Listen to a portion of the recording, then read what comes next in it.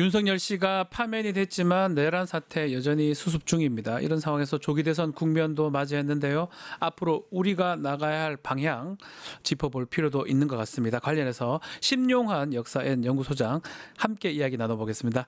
소장님 나와 계십니까? 네, 안녕하세요. 아, 네. 오랜만에 뵙습니다. 아, 그렇습니다. 직접 뵀어야 되는데 아유, 네. 너무 죄송합니다. 아닙니다. 아닙니다. 목소리로 들어도 네. 워낙 유명하시고 목소리가 익숙하기 때문에 감사드립니다. 아유, 자, 네. 일단은 이 책 얘기 먼저 해야 될 것 같은데 네네. 12.4 내란 관련한 책을 내셨어요. 이게 시간이 얼마 되지 않았지 않습니까? 이 아니 뭐 가능한 얘기인가 네. 모르겠네요. 네, 2달 만에 후딱 저도 이런 어, 경험은 처음인데 네, 한번 와, 해 봤습니다. 와, 근데 민주공화국의 적은 누구인가 네. 책이죠? 네네. 그렇습니다. 뭐 와, 모두가 다 그때 힘들었던 시간이잖아요. 예, 그래서 제 입장에서 할 수 있는 게 뭐가 있을까 했을 때 이제 뭐 우리 방송에서 이렇게 음흠, 매번 현장의 문제를 싸우시는 많은 분들이 계실 때 네. 그냥 사관의 심정으로 좀 역사의 관점으로 한번 좀 정리를 해 보자 해서 좀 한번 내 봤습니다. 뭐 실력이나 이런 거는 모두도 알고 있지만 그래도 이 역사 관련된 또 현재 역사, 현재 상황이기도 하고요. 이렇게 빨리 네네. 이렇게 한다는 게 사실 쉽지 않을 것 같긴 한데 저는 꼭 읽어보겠습니다. 작가님. 네. 네. 자, 비상계엄 이야기 먼저 좀 해보겠습니다. 우리나라 역사를 보면 뭐 계엄 선포가 된 적은 몇 번 있습니다. 그쵸. 근데 네네. 예전하고 비교해 봤을 때 이번 12.3 비상계엄 어떻다고 봐야 됩니까? 사실은 굉장히 좀 뜬금없는 사례라는 음. 생각이 좀 들고요. 그리고 네. 뭐 보통 많이 이제 얘기하는 게 이제 79년 유신에서 전두환 신군부로 넘어올 때 비상계엄을 얘기를 많이 하는데 네. 그때는 인제 그러니까 이게 어떻게 보면 윤석열 대통령이 참 잘못 생각하고 있던 게 음흠. 박정희 대통령이 인제 시해를 당한 상황에서 이 비상계엄이 있었고 그 상태에서 전국을 군대가 관리하고 있던 때에서 주도권을 통해서 신군부가 권력을 잡은 거거든요. 네. 그리고 그 와중에 이제 5.17 전국 비상계엄 확대와 5.18 음흠. 민주화운동이 있었던 거기 때문에 상황 자체가 인제 이미 전국이 다 계엄인 상태에서 그 아. 안에서의 싸움인데 예. 이번엔 사실은 누가 봐도 뭐 아무런 특별한 일이 없었던 상황에서 갑자기 아하. 인제 뭐 "비상계엄 하겠다." 아하. 이거는 사실 애초에 구도상 말이 안 되고 음흠. 만약에 정말 필요한 상황이면 예전에 박정희 대통령 초기 6.3 항쟁 때처럼 네.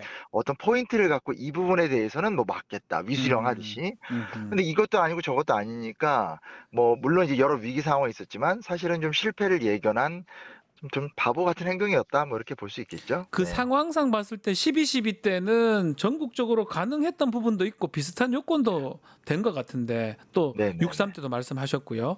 네네. 지금하고 그때하고는 너무 차이가 많이 난다 이 말이네요. 너무 나오고 또 그리고 예. 사실 어찌 됐건 군대의 민주의식 같은 것들이 지금 굉장히 그러니까요. 많이 발전했으니까 네. 그때랑 똑같은 정신 상태라고 할 수 없는 거죠. 어떻게 보면 음. 굉장히 '군을 가볍게 여겼다.' 이렇게 생각해 볼 수도 있을 것 같습니다. 네. 네. 자, 지금 또 대통령 기록물 관련해서도 아마 그런 것들이 우리 역사 네. 공부하시고 또 역사 글을 쓰신 우리 소장님 입장에서는 좀 네. 중요한 자료 같은데 이 그렇습니다. 대통령 기록물, 이 네. 기록물을 이관하는 작업들이 이루어지고 있는데 네네. 훼손될 수 있다는 이런 지적도 있습니다. 그게 인제 굉장히 사람들이 많이 잘못 알고 있는 게 네. 국가기록원으로 넘어가면 국가기록원에서 잘 보호를 해 주고 네. 필요한 연구자에게 정보를 개방한다고 생각하는데 전혀 그렇지 아, 그렇지 않습니다. 않습니까? 네. 국가기록원으로 제가 이제 농담을 삼아서 "이거 예. 완전 국가 은폐원이다." 이렇게 말을 많이 하는데 아. 국가기록원으로 넘어가면 그곳에서 관리를 하면서 사실은 이 신청도 잘 안 받고 음흠. 검색을 하게 돼 있긴 하지만 검색도 잘 안 되고 음흠. 괜히 외부 불출도 안 됩니다. 단적인 음. 예를 들어서 예전에 그 율곡 비리 뭐 이런 거 기억나시죠? 그렇죠. 예. 근데 노태우 제가 때. 예. 맞습니다. 근데 제가 최근에 이제 그거를 뭐 좀 필요해서 알아봤더니 그 율곡 비리에 대한 감사도 현재 비공개 문서여서 아. 소송을 하지 않는 한 열어볼 수가 없어요. 그 아하. 그래서 이게 국가기록원으로 넘어간다는 게 '아 우리 기록이 잘 보존되는구나.' 이렇게 생각하시면 큰일 나고 아하. 또 한덕수 총리나 이렇게 그 이관자가 예. 이걸 그냥 봉인해 버리면 음음. 15 년이고 30 년이고 아예 못 보기 때문에 정말 너무나 심각한 문제가 되기 때문에 이거는 제가 인제 그전에도 좀 기회가 있어서 계속 국회 쪽에서 좀 말씀을 드렸지만 네. 어떤 특별법을 만들든지 아니면 국회 차원에서라도 데이터베이스를 확보해서 음. 아주 동시간적으로 이것들을 분석하고 또 국민들한테 더 소상하고 구조화된 정보를 알릴 수 있는 노력이 좀 필요하다고 생각합니다. 그 역사를 또 하시는 입장에서 이 중요한 자료들이 다 은폐된다 이 말씀이네요. 15년, 30년간 은폐된다. 그렇죠, 그게 그렇죠. 네. 그렇게는 안 된다. 네네. 그렇다면 이 12.3 내란, 또 윤석열 우리 네네. 역사가 어떻게 기록을 해야 된다고 보십니까, 소장님? 이거 뭐 사실 역사가 기록한다는 건 네. 우리가 현재를 잘 살아내면 기록이 바뀌는 건데, 음흠. 뭐 저는 좋게 생각하고 싶습니다. 그러니까 우리가 유월항쟁 이후에 사실은 이제 불완전한 민주화잖아요. 네. 그 전두환, 그 당시 전두환 씨가 민주화를 수용하고, 참 네. 웃기는 총극인데, 뭐 노태우 씨가 그걸 건의하고 하면서 음흠. 소위 말하는 어떤 그런 군부 기득권 세력과 민주화 세력이 이렇게 어떻게 보면 이제 주거니 받거니 하면서 왔는데, 네. 저희가 이번 문제를 잘 해결하면 당분간 한 1, 20년 정도는 극우파의 어떤 혐오와 좀 맞서 싸우긴 해야 되겠지만, 네. 그래도 좀 진정한 유월항쟁의 완성, 그리고 한국의 민주화의 아. 완성을 통한 새로운 길이 열린다. 근데 이거 아하. 저희가 잘해야 되겠죠. 근데 여튼 역설적이게도 윤석열 대통령이 어떻게 보면 그동안 지난 30년간 보수와 진보라는 이름 속에서 어떤 군부나 기득권 세력과 변화를 바라는 세력 사이에 이렇게 미묘한 어떤 긴장의 관계를 윤석열 대통령이 깨버렸기 때문에, 예. 예, 이제야 정말 새로운 미래를 만들 수 있지 않을까, 좀 그런 기대가 있습니다. 아, 네. 깜짝 놀랐습니다. 그러면 87년도 네. 6.29 때부터 그렇게 불완전하게 민주화가 됐다면 이번 12.3 이 내란 때문에 윤석열 네네. 때문에 뭔가 네네. 완전한 민주화의 가능성도 있다, 이렇게 판단하고 계시는 그렇죠. 거군요. 그러니까 그러니까 당분간 그 어떤 감내는 해야 되겠지만, 네. 저들이 이제 혐오, 왜곡, 뭐 심지어 무슨 중국 간첩 이런, 그렇죠. 예, 그리고 뭐 중국인들은 다 뭐 이렇게 뭐 다, 근데 저희 학교에도 중국 학생들 되게 아이, 많은데, 그러니까요. 근데 이제 이게 사실은 할 음. 말도 없고 이제 명분도 없기 때문에 저는 그렇게 하는 거라 생각을 아, 하고, 요거만 잘 이기면 음흠. 진짜로 우리가 이제 민주공화국과 민주적 사고 속에서 새로운 공화국을 만들 수 있지 않을까, 그런 믿음과 기대가 있습니다. 너무 지치지 않았으면 좋겠습니다. 네. 네. 어쩌면 더 좋게 되기 위해서 그 앞에 서 있는 거 아니냐, 이 말씀으로 들리기도 하고요. 책 네네. 이야기 조금 더 이어가면 이승만 씨나 관련된 내용도 있더라고요, 보니까. 네네네. 그러니까 윤석열 네. 정권이 이승만 정권을 계승하려고 했다, 네. 이렇게 책에 써져 있던데요. 어떤 그 내용입니까, 이게? 제가 이제 항상 이제 책에 썼지만, 네. 이제 요즘에 와서 이제 조갑재 씨나 정규재 씨가 굉장히 어떤 이렇게 굉장히 갑자기 상식적이고 예, 합리적인 뭐 이런 그분들이, 이슈가 그 되는데, 보수분들이, 예. 네, 근데 사실은 조갑재 씨나 저는 정규재 씨 반성해야 된다고 생각하는 게, 아, 94년, 95년에 김영삼 정권기 때 소위 문민개혁이라는 게 있지 않았습니까? 네. 근데 그게 이제 사실은 이렇게 쉽게 말하면 야권 인사인 김영삼을 데려와서 음. 자기들이 원하는 대로 농락할 줄 알았는데, 이게 생각보다 이제 개혁의 강도가 세지니까 음. 95년 이 시점부터 월간조선이나 조선일보를 분석해 보면 네. 점점점 정부의 반기를 들고, 그때부터 박정희 신화를 막 만들고, 음흠. 그리고 한 96년 넘어가면 이승만 신화를 만듭니다. 네. 그래서 그게 결국은 외환위기 이후에 박정희, 이승만의 신화로 왔고, 음흠. 이명박, 박근혜 대통령의 이제 어떤 등장이라는 건 박정희 신화에 의지한 거지만 탄핵으로 끝났지 않습니까? 그렇죠. 그러니까 사실은 논리적으로 보수 진영에서 가져갈 수 있는 건 이승만밖에 없는데, 아, 이게 이승만은 정말 100% 그냥 거짓말이거든요. 예. 그러니까 이게 뭐 어느 정도의 이제 소위 뭐좀 비속어지만 건덕지라도 있어야지 얘기가 되는데, 아, 그냥 가공의 상상을 만들어 놓고 그걸 우상화시키면서 권력이 왔기 때문에, 음흠. 이 5년은커녕 뭐 3년도 못 가고 2년 반 만에 무너지는 건 사필 규정이었다. 음흠. 근데 지금도 보면 뭐 정운찬 전 국무총리, 김문수 이런 사람들이 뭐 다시 어게인 박정희 이런 얘기를 하는 거 보면 음흠. 참 정신을 못 차리고도 있기도 하고, 이게 정말 보수가 스스로 괴멸하고 있구나, 뭐 이런 음. 생각도 들고 그렇습니다. 네. 지표를 잘못 잡았다는 거네요. 말도 안 이승만 되는 거죠. 거를 예. 잡았다는 것 자체가 문제다.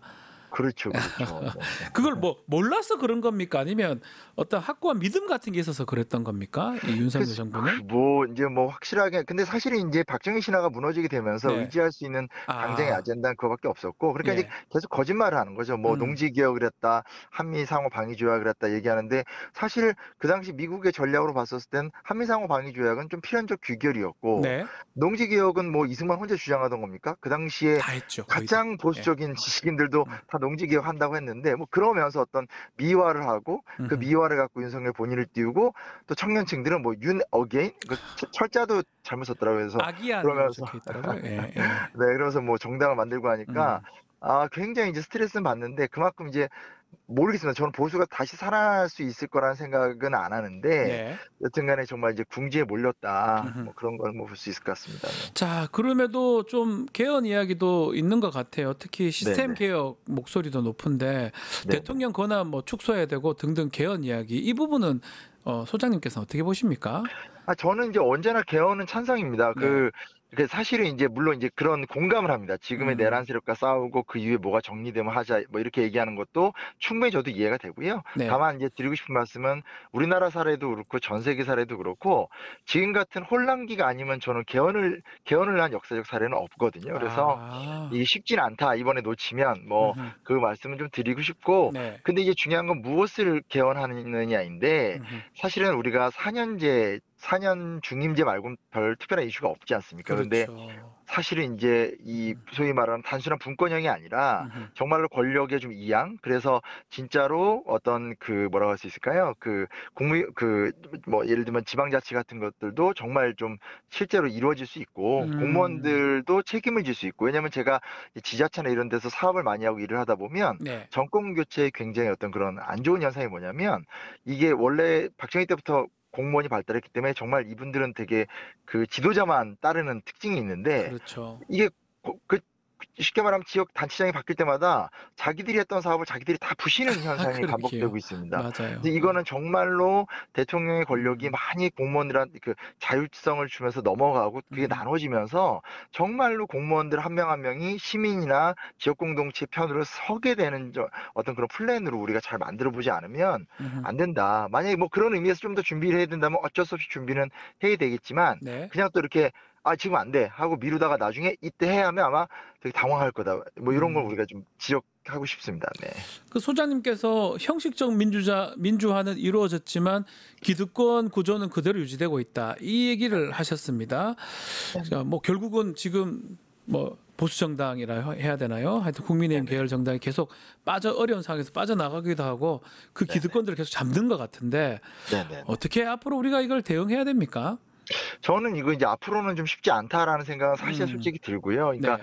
이게 어찌 됐건 한국은 명분의 정치고 어떤 네. 역사성을 굉장히 중요시 여기는데 뭐 특별히 이게 어떤 큰 변화가 있지 않는 한 보수가 다시 권력을 잡는 건 쉽지 않을까라는 생각이 드는데 네. 굳이 복귀를 한다라면 사실은 뭐라고 할 수 있을까요? 윤석열 대통령도 이렇게 차입해 온 사람이고 그렇죠. 그리고 이번에도 또 한덕수 국무총리 대세론이 뜨고 음. 따져보면 그전에도 뭐 반기문 총장 이런 식으로 해서 세력은 있는데 지도자가 없으니까 인제 자꾸 누군가를 아. 모셔오는 정치. 근데 이제 그러네요. 그거에 국민들이 넘어가면 똑같은 꼴을 당할 수 있다. 왜냐면 음. 준비된 지도자 그리고 어떤 확신과 방향을 가진 정당이 아니면 문제를 풀어가기 힘들기 때문에 그거는 정말 국민들이 좀 굉장히 좀 경계를 해야 될 것 같고 음음. 그러려면 사실은 인제 아까 이제 제가 요 전에 앞에 대화하시는 것도 들었지만 네. 현재까지 한국의 민주화 세력은 민주화 세력이기 때문에 개혁을 하고 진보를 해야 되는데 그런 경험은 없습니다. 왜냐면 아. 기억하시겠지만 사실 외환위기 때문에 김대중 대통령이 들어와서 외환위기 수습하셨고 맞아요. 뭐 박근혜 대통령 때는 너무 문제가 많았기 때문에 또 문재인 예. 정권도 수습하고 이러면서 예. 개혁과 진보를 외쳤지만 사실 우리 대한 세력은 언제나 상황을 수습하는 역할밖에 안 했는데 음음. 제발 이제 요 다음 때는 이제 우리가 뭔가를 만들어 가면서 보수적인 사람들도 '나는 민주당은 싫지만 누군 싫지만 그래도 나는 얘네가 하는 게 나한테 이득이 돼.' 그리고 뭐 정말 젊은 세대나 개혁을 바라는 세대들 입장에서도 '야 이거 진짜로 이 진보 세력들이 개혁을 하는구나.' 이 맛을 이렇게 주면 아하. 훨씬 더 예. 새로운 국면이 만들어질 것 같습니다. 실제로 이렇게 진보 세력이 또 민주 세력이 집권했을 때 그 네. 맛을 제대로 못 보여줬다 이렇게 보시는 거군요. 사실 그건 솔직하게 인정해야 되지 않을까요? 그러니까 예. 물론 이제 어떤 명분을 세우는 건 맞지만 네. 우리가 정말 이게 뭐 예를 들면 더불어민주당이나 이런 진보 정권이 들어섰을 때 진짜로 노동자의 삶에 어떤 혜택이 있고 그리고 음. 어떤 서민의 삶이 바뀌는구나. 그러니까 옛날 70-80 년대로 돌아가면 아. 어떤 그런 해방 세상, 사람 사는 세상 이거를 그렇게 우리가 느끼지 못했고 음음. 느끼지 못하다 보니까 제가 민주공화국의 적은 누구인가에도 썼지만 중도층이나 혹은 어떤 방향을 추구하는 사람들의 냉소주의를 길렀다. 그래서 아. 이 진보 세력들은 그 냉소주의를 녹이면서 음음. 더 큰 어떤 용광로 같은 힘으로 나아가야 된다. 뭐 그런 게 저의 고민입니다. 자, 소장님께서 그 뉴라이트하고 기독교 세력 얘기도 좀 해 네. 주셨는데 네네. 이 개신교 특히 기독교의 정치화 이 부분은 어떻게 보고 계십니까?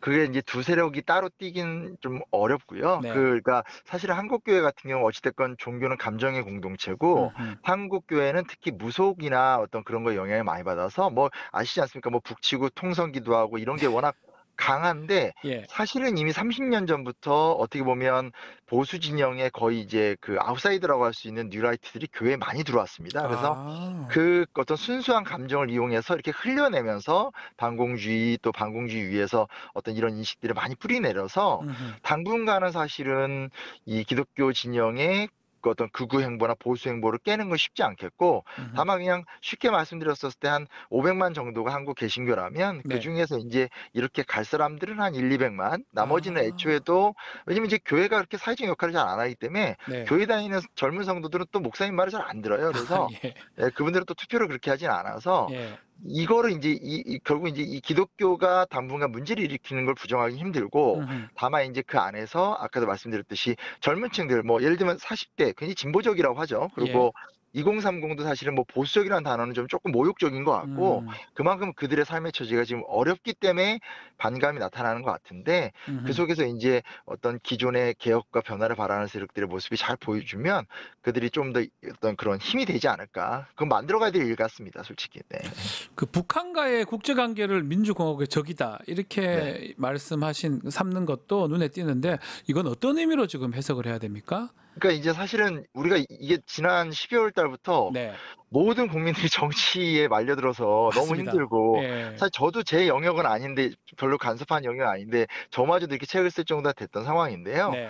이제 제가 꼭 말씀드리고 싶었던 게 뭐냐면 두 가지인데, 하나는 북한에 대한 담론을 다 잃었습니다. 그러니까 음. 보수는 원래 사실은 어찌 됐건 남북 관계를 중요시 여기고, 그리고 중국과의 관계도 개선하고, 이게 원래는 적어도 이명박 대통령까지는 왔었던 아젠다거든요. 네. 근데 박근혜 정권 후반기 때, 기억나시겠지만 전반기만 해도 시진핑 주석과 사이도 좋았고, 그 맞어요. 천안문 막루에도 올라가고, 네. 제가 기억나는 건 하얼빈의 그 안중근 기념관도 이제 박근혜 대통령이 요청한 걸 시진핑 주석이 확대해서 되게 맞아요. 좋게 지어준 거잖아요. 사이가 근데 좋았어요. 통일은 네. 대박이다 뭐 이런 얘기도 하고요.